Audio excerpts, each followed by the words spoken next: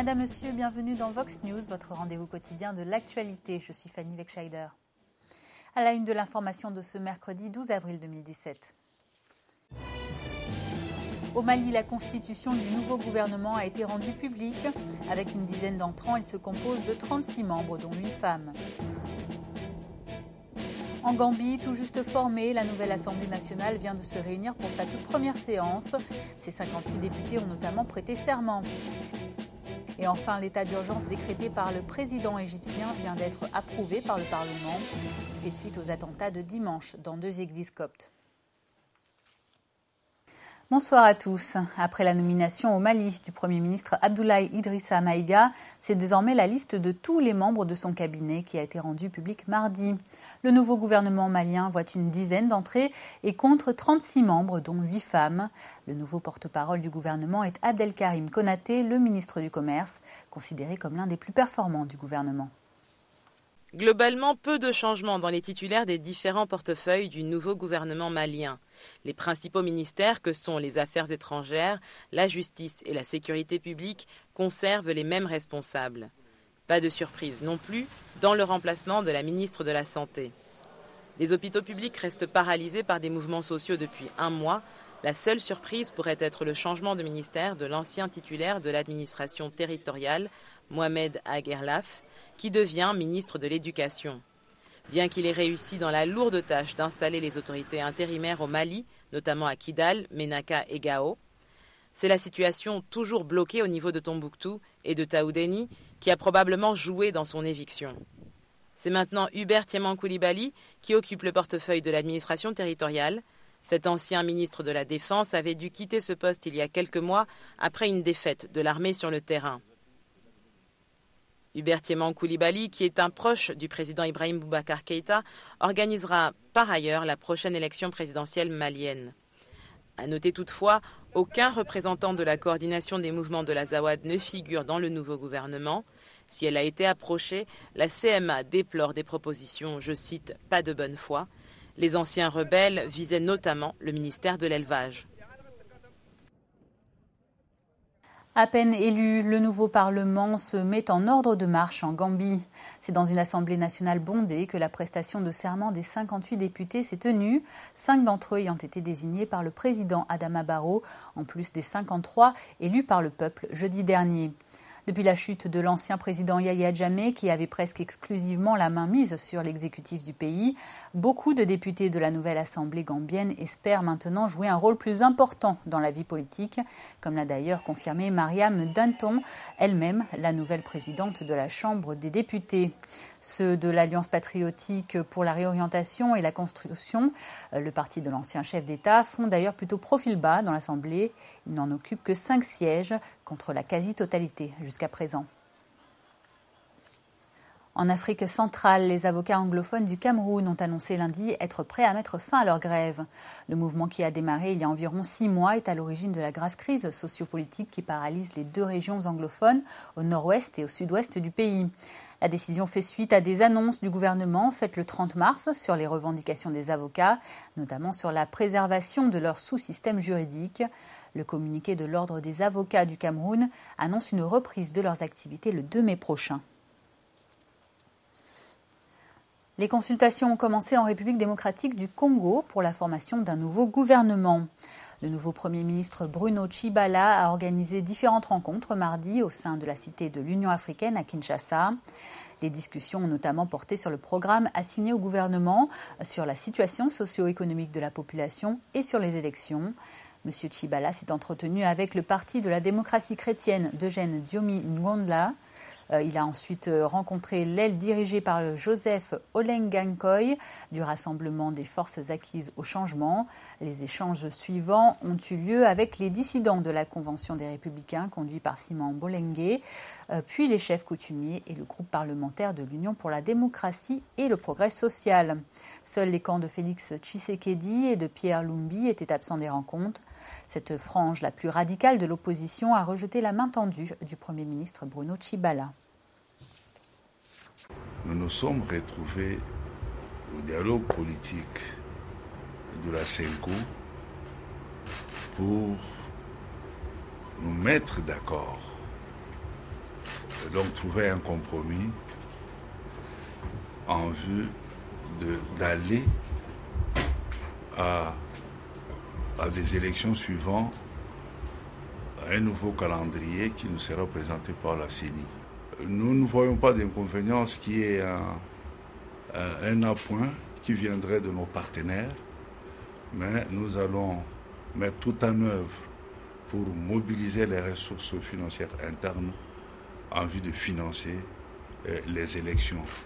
Les élections deviennent la priorité des priorités pour mon gouvernement. Avant la formation du gouvernement, qu'on parle des élections, qu'on parle du social, bien qu'il y a des recommandations, dont notamment la priorité est de répondre aux besoins de notre peuple, notamment dans le social, dans la sécurité, en vue d'échiter aux élections. En Zambie, Hakainde Hichilema a de nouveau été arrêté mardi. Le chef de l'opposition est accusé de trahison pour avoir perturbé dimanche le convoi du président Edgar Lungu, dont il a refusé toujours de reconnaître la légitimité, et ce après 5 défaites contre lui aux dernières présidentielles. Les forces de l'ordre zambiennes ont siégé depuis lundi soir devant le domicile de l'opposant avant de donner l'assaut mardi matin. Hakainde Hichilema a ensuite été conduit dans le commissariat de Lusaka avant d'être emmené dans un camp d'entraînement de la police à l'extérieur de la capitale.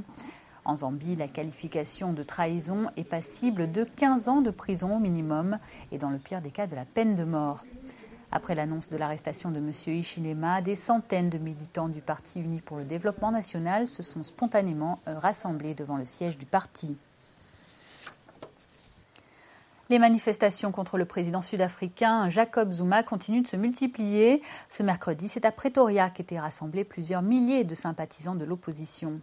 Leur revendication reste la même que celle des précédentes manifestations, obtenir la démission de M. Zuma, encore plus critiqué récemment depuis son remaniement ministériel du 30 mars, très contesté. Les participants au cortège de mercredi à Pretoria étaient essentiellement des militants de l'Alliance démocratique et des combattants économiques de la liberté. Ils se sont ajoutés aux dizaines de milliers de personnes déjà descendues vendredi dans les rues d'autres villes sud-africaines. Pour le président Jacob Zuma, empêtré dans de nombreuses affaires de corruption présumées, ces manifestations sont, je cite, racistes.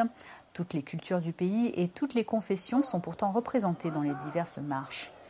La nouvelle motion de défiance déposée au Parlement contre le chef de l'État par la DA et les EFF pourrait être discutée le 18 avril prochain.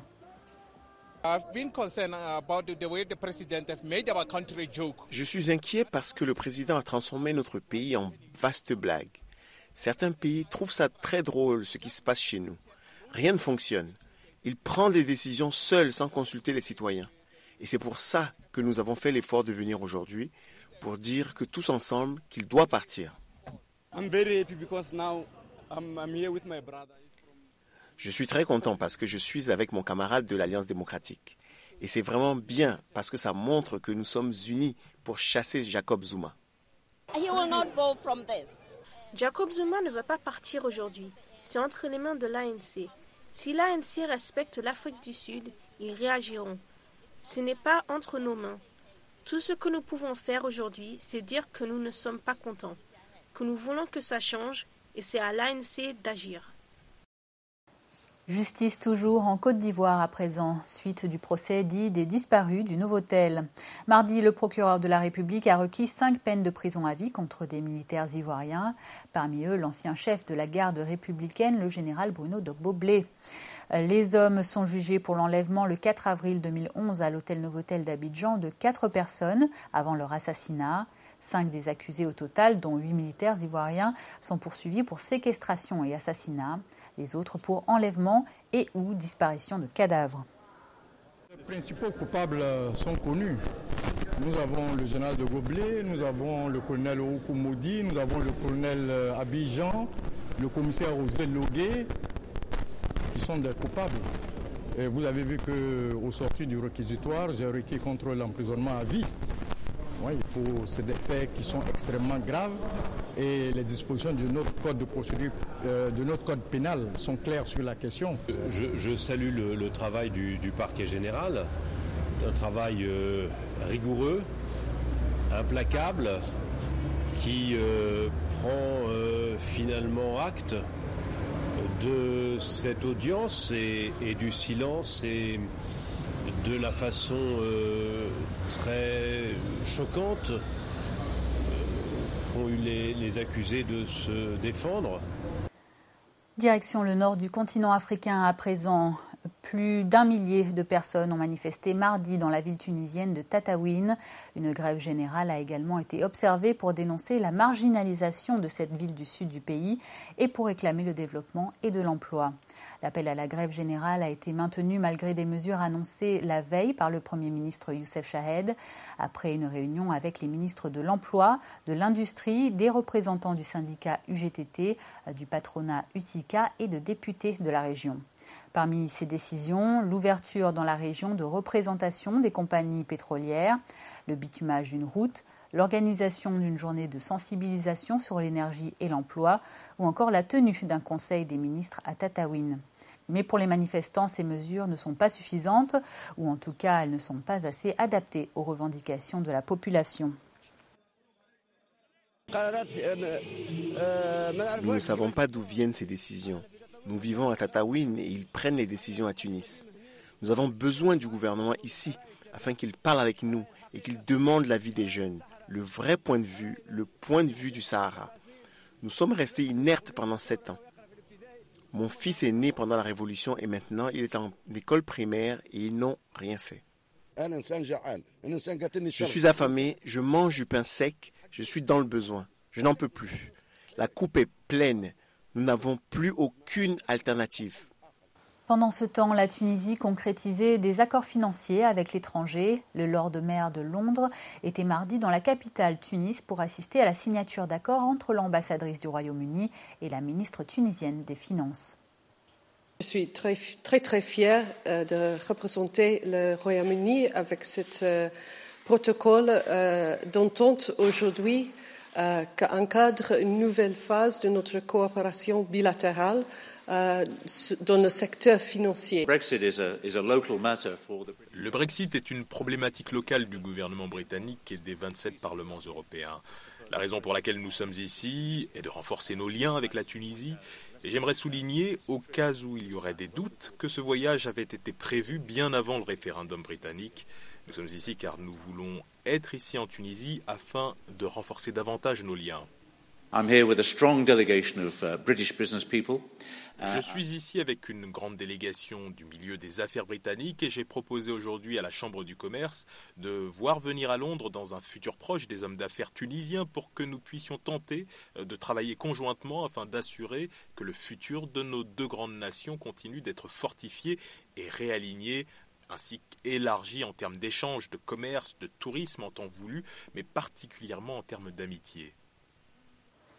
En Égypte, après les attentats meurtriers perpétrés dans 2 lieux de culte coptes dimanche dernier, l'Église a décidé ce mercredi de limiter les célébrations de Pâques aux messes. Elle a aussi demandé un renforcement de la sécurité des églises. La veille, l'état d'urgence annoncé dimanche soir par le président Abdel Fattah al-Sisi a par ailleurs été approuvé par le Parlement. Après une première validation par le gouvernement, la mesure qui élargit les pouvoirs policiers en matière d'arrestation et de surveillance pourra donc bien être mise en place et pour une durée de 3 mois. La mesure a été votée à l'unanimité par les députés égyptiens. Nous vous en parlions hier, le président de la Guinée, Alpha Condé, a rencontré son homologue français mardi à Paris. De nombreux sujets ont été abordés par le chef de l'État africain, qui préside également l'Union africaine. Parmi eux, l'institution panafricaine elle-même, le besoin d'émancipation des Africains et les problèmes d'immigration ou de terrorisme. Et au niveau de l'Union africaine, nous sommes à une phase extrêmement importante. Vous savez, les gens avaient beaucoup d'inquiétudes pour le sommet. On se demandait est-ce qu'on aurait eu une commission, un président de la commission, qu'est-ce qui va se passer avec le retour du Maroc. Mais ce qui a été important, c'est que les chefs d'État africains ont montré que face aux grands problèmes du développement avec une population 70% en moins de 30 ans, le climat, l'énergie sur les structures d'immigration clandestine, quelle que soit l'importance d'un sujet, les divergences de sujet ne pouvaient pas nous empêcher de nous entendre. Et surtout aussi de nous prendre en main, parce que vous savez, l'Union africaine ne se finançait pas, c'était souvent l'Europe. Or, nous avons décidé à partir de Kigali de consacrer 0,2% de nos importations au financement pour être autonomes, mais surtout que les problèmes africains soient désormais résolus par les Africains. Et je pense que c'est le point de vue du président Hollande. J'espère que ça continue à être le point de vue des dirigeants français, parce qu'aujourd'hui nous sommes déterminés. Nous voulons coopérer avec les autres pays, mais en tant que pays majeur, c'est-à-dire coopération d'État à État, et avec intérêt réciproque, coopération gagnant-gagnant. Et pour cela, donc, il faut qu'on accepte que l'Afrique définisse sa voie pour le développement et sa voie démocratique. Bien sûr, il y a des principes universels de la démocratie, mais il faut qu'on cesse de prendre l'Afrique comme un seul État. Il y a beaucoup d'États avec des différences, donc il y a moins de dogmatisme et qu'on nous laisse définir nos voies. Parce que s'il n'y a pas de stabilité, de continuité, nous ne pourrons pas nous développer. Parce que la France, vis-à-vis de l'Afrique, elle n'intervient pas comme une puissance tutélaire. Ce temps-là est terminé. La France, elle n'intervient pas pour gérer ses propres intérêts. Elle a à faire valoir la qualité de ses entreprises. La France, elle n'intervient pas pour faire infléchir ou faire changer des règles politiques ou des régimes électoraux. La France, elle est en soutien de l'Afrique parce qu'elle pense que ce continent a un grand potentiel, mais aussi des difficultés qu'il faut régler, et que ce qui se passe en Afrique a des conséquences en Europe, ne serait-ce que l'immigration, le terrorisme, l'instabilité. Donc notre intérêt commun, la France, l'Europe, l'Afrique, c'est d'agir pour le développement, pour la paix et pour la sécurité. Et c'est pourquoi il était si important que le président de l'Union africaine vienne ici. C'est la dernière visite d'État que j'organise et je souhaitais que ce soit à la fois pour Alpha Condé, pour la Guinée et pour l'Union africaine. Retour sur le continent africain pour un mot de sport. Et nous parlons cyclisme précisément avec notre série du moment, le suivi du Tour cycliste international du Togo. La course a débuté mardi. C'est le cycliste hollandais Peter Mers qui a remporté cette deuxième étape du Tour cycliste du Togo. La transparence dans le traitement dans la gestion des dossiers. Longue de 105 km, elle a été courue entre les villes de Sokodé et Niantougou sous une température caniculaire. Very hot. C'est une race c'est très chaud et c'est plus différent qu'en Pays-Bas. La température est plus chaude et aussi the road, c'est plus de montagne qu'en Pays-Bas. Dès le départ, les Hollandais ont très vite pris le devant des choses en multipliant les attaques. Ces attaques ont été annihilées par l'équipe française et le maillot jaune. Ce dernier, avec deux autres, tenteront une échappée pour franchir la célèbre faille d'Alejo.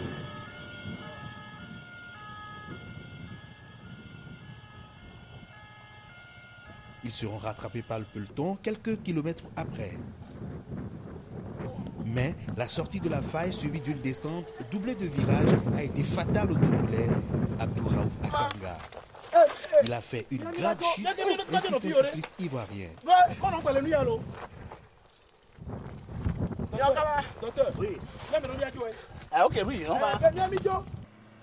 Il y a quand même des équipes qui sont très fortes. Nous avons 12 pays, donc 13 équipes. J'ai dit,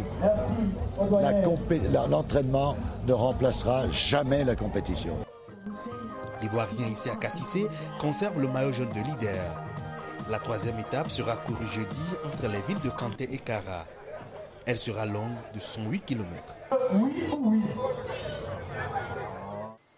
Culture à présent, la ville de Praia au Cap-Vert accueille depuis lundi la 5e édition de l'Atlantic Music Expo. L'événement qui s'est tenu en présence du président Jorge Carlos Fonseca n'est pas simplement un festival à destination des mélomanes, c'est aussi un véritable marché de la musique. Pendant 3 jours, les artistes y rencontrent près de 500 professionnels du secteur, avec à la clé des opportunités à ne pas manquer. L'objectif du salon d'un marché, c'est déjà le business, c'est-à-dire que les gens fassent, on va dire, du business culturel, musical, que les artistes performent et que les acheteurs que nous invitons s'intéressent à ces artistes et les fassent tourner, les amènent dans leur pays, ou aussi on fait venir aussi des labels, que les labels s'intéressent aux artistes et qu'il y ait des contrats de signer. Alors on espère rencontrer beaucoup de tourneurs, parce que les tourneurs, c'est eux qui vont nous permettre ensuite de montrer notre musique un peu partout dans le monde. Donc on espère que faire ce showcase devant toutes ces personnes va faire en sorte que notre musique puisse les intéresser et qu'on puisse faire des plus grands spectacles ailleurs. Il y a des showcases, il y a des producteurs, des tourneurs, des artistes. Et donc moi, en tant que président d'un festival qui se tient annuellement, c'est très important d'être dans des plateformes comme ça parce que ça nous permet de rencontrer et les artistes et les producteurs et de discuter, voir, faire le marché un peu et puis voir un peu quelles sont les connexions qu'on peut construire entre nous. C'est un plaisir d'être ici et de jouer dans cet événement et montrer que c'est un genre musical traditionnel de l'île de Santiago, le Funana, et pouvoir se montrer au monde. Et refermons ce journal avec un mot de cinéma. C'est ce mercredi que sort en France le film Bienvenue au Gondwana. La comédie satirique de l'humoriste nigérien Maman suit les péripéties d'un jeune Français idéaliste plongé dans un pays imaginaire d'Afrique pendant des élections présidentielles controversées avec un dictateur décidé à rester au pouvoir en trichant. Alors si le tableau semble caricatural, Maman, qui collabore à Radio France Internationale, ironise que la République très démocratique du Gondwana est partout. Pour le comique africain, le Gondwana est un pays imaginaire, mais dans lequel tous les Africains peuvent se reconnaître. J'ai réfléchi à avoir un pays imaginaire dans lequel tous les Africains se reconnaîtraient. Et c'est très facile, on a les mêmes points communs, le sous-développement, le manque d'infrastructures, la corruption, pas de liberté d'expression, pas de santé, les trous dans les routes. Donc quand on prend tout ça et que je les mets dans le Gondwana, c'est un pays qui est en quelque sorte un repoussoir de ce qu'on veut, que je ne veux pas que nos pays africains ressemblent. Ce qui est rigolo, c'est que dans chaque pays que je vais, soit les ministres, soit les présidents essaient de m'inviter pour me démontrer que le Gondwana, c'est pas eux. Et donc tant mieux, puisque comme je ne cite pas de nom, je ne cite pas de pays, je m'en sers. Le Gondwana, c'est à l'ouest de quelque part et au sud de n'importe où. En fait, c'est un pays qui flotte au gré de l'actualité. Et aujourd'hui, quand on dit manque de démocratie, manque de liberté d'expression, népotisme, détournement de fonds, emploi fictif, on voit pas tout de suite la tête d'un Africain. On peut voir François Fillon qui est un bon Gondwanais, François Fillon, un très bon Gondwanais, et même au temps de Nicolas Sarkozy, on était en plein dans le Gondwana, et François Mitterrand avec son côté suzerain, c'est président fondateur, avec toutes ses femmes. François Hollande, et aujourd'hui le président fondateur du monde entier, c'est Donald Trump, c'est le Gondwana. La communauté internationale a créé ce concept de comme vu à la télé, en fait, c'est t'as été élu démocratiquement, donc peu importe que t'aies fraudé, que t'aies volé les résultats, tu t'as été élu démocratiquement, donc tu peux venir, on peut faire des affaires avec toi. Et c'est cette supercherie dont sont victimes les peuples africains, c'est ça que je voulais un peu montrer dans ce film-là. Des dictateurs passent par la case élection pour une sorte de blanchiment de réputation, et la communauté internationale, puisqu'elle fait des affaires avec eux, elle dit voilà, il a été élu démocratiquement, c'est pas un dictateur. Dans le film, je remets dos à dos et la communauté internationale et la majorité présidentielle et l'opposition. Les vrais héros de ce film, c'est la jeunesse africaine qui à l'instar du mouvement Y en a marre au Sénégal ou le ballet citoyen au Burkina, qui vraiment a décidé de ne plus se laisser voler son avenir. Les gens se lèvent, les jeunes sont sur les réseaux sociaux, ils manifestent, ils veulent vraiment construire leur avenir. Tout un panel d'accents dans ce film-là, et donc beaucoup d'humour différent, ce qui fait qu'on rit en même temps, on rit aux mêmes blagues, et c'est la beauté de l'humour, quoi. C'est la fin de ce journal. Avant de nous quitter, voici le rappel des principaux titres développés ce soir. Au Mali, la constitution du nouveau gouvernement a été rendue publique. Avec une dizaine d'entrants, il se compose de 36 membres, dont 8 femmes. En Gambie, tout juste formée, la nouvelle Assemblée nationale vient de se réunir pour sa toute première séance. Ses 58 députés ont notamment prêté serment. Et enfin, l'état d'urgence décrété par le président égyptien vient d'être approuvé par le Parlement. Il fait suite aux attentats de dimanche dans 2 églises coptes. C'est la fin de cette édition. Merci à vous de l'avoir suivi. Rendez-vous demain pour un nouveau journal Vox News. Bonne suite de programme sur Vox Africa.